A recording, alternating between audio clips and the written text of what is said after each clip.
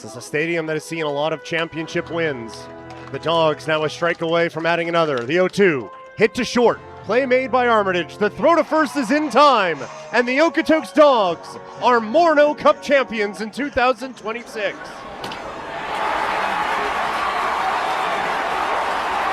Welcome to episode 408 of Alberta Dugout Stories, the podcast. I'm Joe McFarland. The Morneau Cup came to Okotoks, and that's where it will be staying for the next year. Dawgs Academy defended home turf in style with an 11-5 win over Gulls Prep in the finale of the inaugural Road to Okotoks 19U Academy National Championship on Sunday afternoon. We'll take a look at how that game played out in just a second, but as we've done through the entirety of this tournament, let's go game by game. And it all started with some rankings games for the four teams who did not make it into the play-in rounds on Saturday. Rhys Whiteford and Mason Fowser drove in 3 runs each as Team Sask knocked off DT Selects 8-5, and Zach Hobson threw a complete game 2-hitter, striking out 8 as the Ontario Cobras blanked Atlantic Frontier 5-0. Then it was off to the semifinals, where Daryl Rodriguez went 2 for 3 with 3 RBI, and Braxton Bussing struck out 9 over 5+ to lead Gulls Prep past Vauxhall 5-2.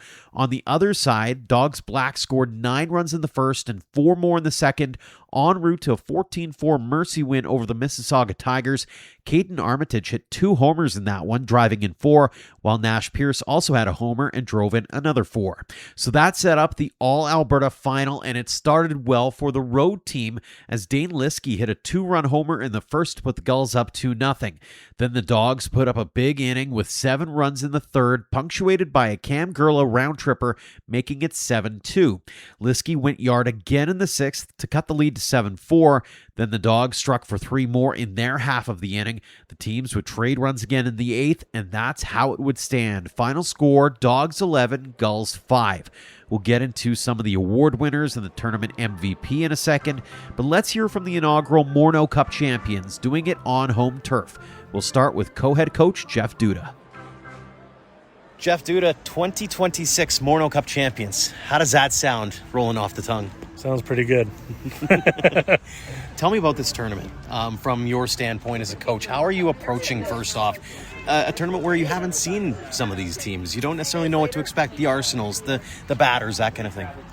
Yeah, honestly, something we really try and do is just with our guys is reiterate and drive home to the point that, we need to continue to do what we're good at as a unit. And whether that's offensively, defensively, or on the mound, if we stick to what makes us good, we're going to be able to hang in there and quite honestly win far more often than not. There's a lot of emotion out there. These guys seem to have dug a little deeper. And a couple of guys said, we went through some hardships this year. What was it about this team that maybe differentiated themselves from maybe the last few? Honestly, there is a lot of hardships this year, both in terms of injuries, but also just the ups and downs of a season through different tournaments that we've played in this year. And I really do think our guys really learned their lessons from those failures and through those hardships over the course of the season. And they're able to just, slow the game down and work together as a unit and come together and just rally around each other and pick each other up. Because in any tournament like this, it's going to take every single guy. And that includes everybody on the bench. Everybody's going to contribute in some way, shape, or form. And when one guy was struggling, another guy came in and picked him up. And it was just really cool to see them, come together as a unit and just be as resilient as they were. And they got the ultimate reward. The tournament was sort of epitomizes that, no? Because you had the loss during the round robin, and it felt like you guys hit another gear. Is it fair to say that maybe the guys took that one a little to heart, maybe? Well, I definitely think those guys took it very personal. I'm glad it happened during the round robin. It gave them that chance to kind of reset and refocus. And honestly, the way that they just work together, the way they talk to each other, they're all boys, they're tight with each other. You could just see it. It was a change. There was a shift in the mentality, a shift in the attitude, and there was just that refuse to lose mentality amongst the group. Find a way at all costs, and that's exactly what they did. This game, you get off that big start after the third. How do you bring everybody back and grounded instead of thinking too far ahead? Well, honestly, we try and remind these guys that, it's one pitch at a time, right? And focus on winning each pitch, whether that's on the mound, defensively, making sure you're getting your preparation, thinking the play through, all that stuff, offensively, trusting your approach. Just, constantly reminding them of, there's still lots of ball left. Let's stick to what makes us good. Let's not get selfish or greedy or anything like that. And just keep on doing what makes us good. Mm-hmm. That last out comes. What's going through your mind? Just excitement for the kids, honestly, right? I've been pretty fortunate in my own career where I've had a chance to win quite a bit. And that's all we want as a coaching staff for our kids, is to have opportunities that we never had and to have those moments as a team, where all the hard work and all the trials and tribulations just, it comes together in a moment where they come out on top and win a championship. So I'm just really happy for them. Mm-hmm. Couldn't be more proud of this group of young men. What's that mean to you to be able to defend the home turf too? Oh, it's massive. We have high standards, high expectations of these guys. They know it. It's no secret. We're really looking forward to this tournament. It's been circled on the calendar since we found out about it. And we just wanted to make sure that, we put our best foot forward, right? And our guys did exactly that, and they came out on top, which just makes it even sweeter. For sure. Final question for you. What does it mean to you now that you can take that step back and go, we are 2026 Morneau Cup champions? Oh, it's awesome. Hearing that, champions, you'll never get tired of that. Especially from a national perspective, too. Yeah, and we're already thinking back to the drawing board. How can we get ready for next year? How can we get ready to defend it? We'll enjoy it in the moment for now, but you best believe we're already looking forward to next year. I believe that entirely, Jeff. Congratulations on the run in this tournament. Congratulations on the season. And again, thanks so much for joining us here on the show. Yeah, thank you. One of the tournament all-stars was catcher Taye Thierman, who hit .312 with a homer and 7 RBI in 7 games. He was also outstanding defensively throughout the tournament. We caught up with him on the HN Live exclusive broadcast. Taye Thierman, a tournament all-star to boot, but first off, national champion. How does that sound? It sounds pretty good to end off a high school career. I mean, it's pretty amazing. I can't ask for a better way to end it. What was key to your guys' success through this tournament? Playing as a team, playing for one another. When we get down, never give up. And when we're up, keep it and don't let them come back. Was that loss in the round robin kind of that wake-up call? Because you guys seem to hit another level after that. It helped us majorly. I feel like in Best of the West, we did the same thing. We lost to Victoria, and it just flicks a switch in us to be way better and be a better team in general. And How difficult was this tournament in terms of you have nothing really to go on when it comes to an Ontario Blue Jays as an example, or some of these other teams? How do you prepare for something like that? I mean, Dawgs, we do a great job preparing for the best competition, and especially this tournament, the competition is unmatched. It's the best teams from every qualifier. So I couldn't ask for a better, more competitive tournament, and it was amazing. So fantastic. Got a couple more for you. What's your highlight when you look back on this? Do you have one moment that kind of goes, yeah, this was pretty cool, this is something special? When we won it, for sure. Right before I went out, I actually shed a tear. I was pretty emotional. I'm an emotional guy, so once we got that final out, it was all broke, and it was amazing. I'll remember it the rest of my life. You're a hometown kid too, right? This is something that you've been a part of for such a long time. Final question, what does it mean to you to now be the 2026 Morneau Cup champion? Amazing. I've been here 6 years, going to college now. The way that we could end off on this, on a high note is just amazing. And let's go. That was amazing. We followed that conversation up on the broadcast with another tournament all-star, Cam Gerla, who hit .438 with 3 doubles, a homer, and 4 RBI, including a major one in that championship game. Yet another tournament all-star and yet another gold medalist here to boot, and the Morneau Cup, and Cam Gerla can't stop smiling. How does that feel now that you've kind of got that off the back and you are now a national champion? It's awesome. I don't know, I'm kind of at a loss for words. I didn't think I was going to get this jersey. It feels pretty sweet to wear this and be a part of the other guys who've done it. What was key in your guys' eyes to rolling through this tournament? Because you did hit a couple of snags along the way. Just staying true to ourselves, just playing like we know how we can, and just not caring who's on the other side, just rolling everybody. Was there a moment where it turned for you, where you went, okay, we've got this? I think when I hit my bomb in this game, I think that's when I kind of knew we had it. I'm not going to lie. There was a little bit, like I said, that one loss, and I asked Taye was that the moment it flipped for you guys, where you went, okay, we got to put the pedal to the metal? Yeah, we had a little chat after that one and just said, let's just go win this whole thing. Forget about that loss. It doesn't matter. We had already clinched, so it wasn't like the biggest deal to us. But yeah, we just said, let's win this thing.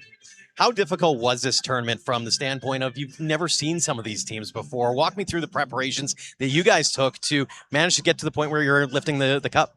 It wasn't too bad. Matt Stairs, our coach, he kind of gave us a scouting report on all the pitchers we haven't faced, so it was good to have that. And we just, like I said, it's a faceless opponent. We don't care who's on the other side. We're going to go out and win.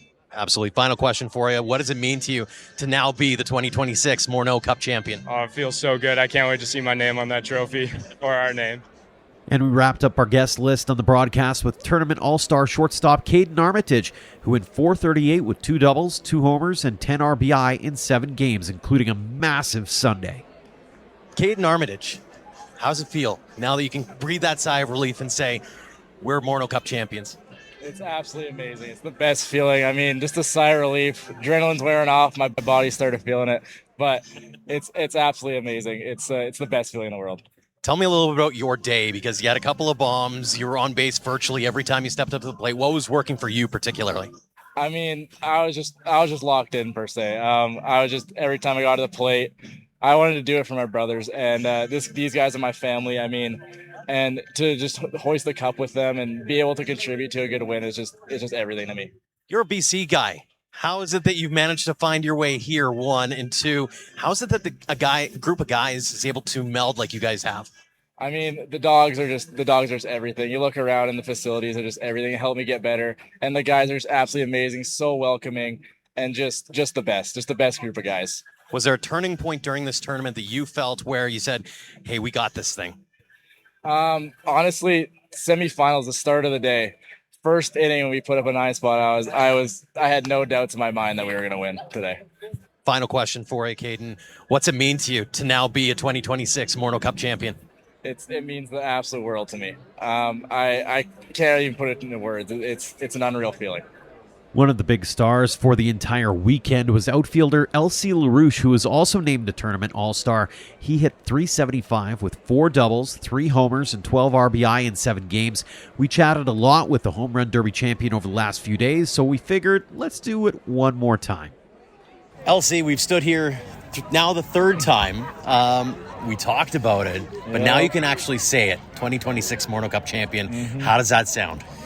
Well, it sounds awesome. It's good to be the first one, and I guess the pressure's off now. Like, you got a little bit of pressure coming to this tournament. We know everybody knows that we're the best program. We got the best team and everything. We just had to prove it, and we proved it with the scores and everything. Mm-hmm. I've talked to a few guys over the course of this tournament, and they felt like they hit another gear going into quarterfinal Saturday. Mm-hmm. What was it about that loss, it feels like, that really kind of galvanized you guys? Well, the thing is, we always sometimes you don't always get good games. Sometimes you get a little bit down, but all we said, we just put the foot on the gas and just go all the way through. We never went the energy down, never gave up. Just give it to the nice guy, and everyone's going to do their jobs, and we're going to win. How special is this group? Because I'm looking around, there's a lot of emotion. You guys wear that on your sleeve, don't you? Yeah, well, the thing, there's a lot of people that's been here for 6 years, 8 years, a lot of people. And I've been here for 3 years, and I've known these guys a lot. Like, I've seen these guys more than my family sometimes. So everybody feels like everyone's brothers. Everyone's the brothers, and it's just awesome. We go all day together, trips together, bus trip, hotel, training, and everything. So yeah, it's really special. How special is the crew in its entirety when you think about like all the times you spent together, the long trips? I talking to a couple of guys, there's been some hardships that have come along the way this year, more than maybe you've been used to in the past. Yeah, well, the thing is, we get really, really hard to work. Like, our coaches put it on us a lot, so they know what we're capable of, and we know what we're capable of, and we got to just push our limit. We get all trainings hard and wake up at 6 a.m. in the morning just to go practice. Sometimes you don't want to, but when you're there, so it's fine. And every coach is just fun. Every player is just fun. Even the 15U, you talk to the 15U, and they're all fun. Even the older guys, like, it's so fun. A couple more for you. First off, aside from winning the ship, I mean, that's obviously the big one, but is there a moment that's going to really stand out to you? Is there one kind of situation where you had to take that step back and go, okay, this is pretty cool? Well, I was gonna say the home run derby because that's pretty. That's pretty fair too. That's pretty the big thing that happened to me, and I'm really happy to be the first one. I feel like I did what I showed what I was capable of, and well, it's always going to be special. We'll see if someone is gonna go 17 next year. We'll see it. For sure. Final one for you. What's it mean to you to now be able to say 2026 Morneau Cup champions? It's really fun. Like, I don't even think there's a word to describe it. Like, everyone's going to remember the first one, so hopefully the next year and the year after, Dawgs will still show that we're the best program in Canada. For sure. Well, congratulations again. I'll see you on a job well Thank done, you. both at the Derby, here in the game, all through the tournament, and thanks again for joining us. Thank you. And the final person I wanted to chat with was another friend of the show in Rhys Whiteford. He hit .389 with 2 doubles and 2 RBI in 7 games. He also had a special friend with him, the Morneau Cup. Rhys, first off, you're holding that thing like it's your life. Yeah. That means a lot to you, doesn't it? Yeah, for sure. We work hard every day, 6 days a week, off season, grind day in, day out. It means a lot to all the fellas. Tell me a little bit about this tournament. What was it maybe the turning point for you guys? Because it felt like you hit another level, especially coming into the weekend. Yeah, no, we had a few rocky bumps on the road. We didn't get what we wanted in Portland and Washington State. So I feel like this is just a bit of a bounce back for us, and this is what we've been working towards all year. How do you prepare for something like this? Because there's teams you haven't seen before, right? Like, What's the mindset? What's the planning like in trying to get ready for a tournament like this? Like I said, I feel like the off season, it prepares us for all the ups and downs, the grit that we go through day in, day out. It prepares us for the next level and moving on, for these seniors moving on. It really just brings them together as a team. What's that like when that final out happens? What's going through your mind? A lot of emotions, tears, smiles. Some of these guys have been my family since day one, since I got here, and that will be the last game I play with them. So it definitely gets the emotions going. But we just got to move on, get ready for next season. How special is this group in your eyes? It's clear that, judging by the emotions coming out, there's a lot with yourself and with everybody here that this group is a tight one. Yeah. Like, compared to last year, we never really faced adversity. This past month and a half, we faced a lot of adversity, doubting ourselves coming in here, but we brought it together, had a big team moment, team talk, and pulled one out for our team, the fans, coaches, owners, everyone. It means a lot more than just to the team. For sure. Final question for you. What does it mean to you to now say 2026 Morneau Cup champion? That's something you can never take away from us. The first to ever do it. That's something you can never take away. We're going to be edged on here in history, the first ever do it. Absolutely. Well, congratulations. Go join your teammates. Thanks so much for joining us. Thank you. Now, as mentioned, after the championship game, several awards and tournament all-stars were announced. In the outfield, it was Larouche, Vauxhall's Easton Katura, and Abbotsford's Jake Carrier. The infield featured Armitage, Dane Liskey of the Gulls, Jalen Jacob of the Ontario Blue Jays, and Kai Howard of the Etobicoke Rangers. The catcher was Thierman, the DH was Gerla, and the pitchers were Braxton Bussing of the Gulls and Max Nantes Vlahovic of the Mississauga Tigers. They were also joined by the 3 award winners, top pitcher Callum Anderson of Vauxhall, top hitter Will Zelensky, also of Vauxhall, and MVP Joseph Pereira of Etobicoke. Our final guest on the pod is a guy who wanted to get pictures with each of the teams afterwards and couldn't believe his eyes when he came through Okotoks this weekend. The namesake of the Morneau Cup, Justin Morneau, brought his family to town on Saturday and they stayed right through to the championship. He presented the newly minted trophy to the Dogs and spoke highly of all that he saw. We chatted with him in the special pregame show that we did on HN Live, and here is that conversation. Welcome to Okotoks. How has your visit been so far? Oh, it's like baseball heaven. This place is amazing. So it's You know, you never know what you're walking into, what to expect, and you never know how something's going to turn out. But everything, talking to everyone who's been here the whole week watching baseball and just come in for the last couple of days, but to see everything, the way it's been received by the community, the way the players are excited to see the competition on the field, I think everything, it's probably better than what we could have hoped for.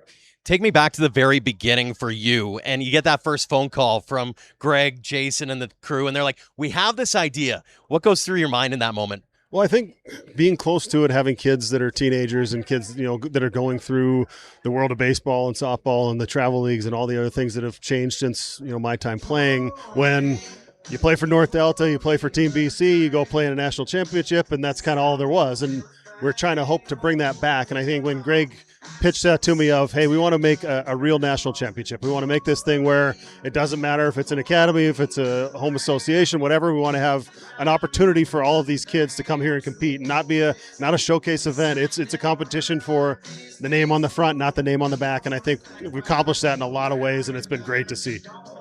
When they say we're going to name it the Morneau Cup, did you have to kind of pinch yourself? Did you go, what are you thinking of? Like, what went through your mind in that moment? Well, I think they couldn't do the Walker Cup because that's the college golf championship. So I think I just haven't gone through the national team program and playing, you know, 4 WBCs and being on a coaching staff for one of them and how much Baseball Canada's meant to me. I think it means a lot more to me than it does to the tournament to have my name on it, to have that honor. So it's really incredible to get asked to do something like that, to be a part of it. And then Greg says, are you going to come up? I said, of course I'm going to be there, and to be able to hand out a cup that, you know, in some ways resembles another famous cup, but teams are going to get to etch their name in it, and it'll be there for all time. And then I think it's incredible. So I think to have my family name that, you know, my dad and passed down to me, and I think it's just something that you want to keep that name going, and then to have it mean something across Canada in the game of baseball is really, truly an honor. Absolutely. Walk me through, as a player, you've been through, whether it be local tournaments, provincial tournaments, national tournaments, in your case, international tournaments. It's a pretty big deal to represent that name on the front. Tell me a little bit about what goes through the mind of an athlete when you're taking part in something like this. Well, I think a lot of it has to do with, you know, when you go through the battle, you go through the grind, you put the work in January and February, and you're in the winter when there's days when you'd rather be sleeping in, or there's days when you'd rather be doing other things. And when you go through that together and you do that as a team, I think it means so much more, as opposed to just an individual going to an event and trying to throw as hard as you can and hit as hard as you can, which is important. It does matter. But when you go through that time spent as teammates, and when you go through all those battles and the ups and downs, and you're there for each other, and all the silly things you remember, you know, just seeing those guys in there playing hacky sack, and then they're talking about it, you know, this is the last game the seniors will play together. And it's you're looking at it going, there's a lot of emotion involved, and there's a lot, whether it's for the junior team, whether it's for the national team or anything else, when you go through that together as teammates, and you end up, you know, being in a final, and you end up getting to win it, and you look at each other, and you have that moment of elation and pride and everything else that goes into realizing all the work you put in was worth it. And same thing said for the team that doesn't win. It doesn't diminish the fact that they got there and they put in all the work just the same. And unfortunately, only one team gets to win at the end. But, you know, it's something that I think it stays with you forever. Sure. Justin Morneau joining us here on the pregame show for the Morneau Cup. As a guy who you've seen the evolution of baseball, and there's a lot of expectation on analytics as an example. This kind of throws all the analytics out the door, doesn't it? Talk about that mindset of, like, getting back to that team first mentality.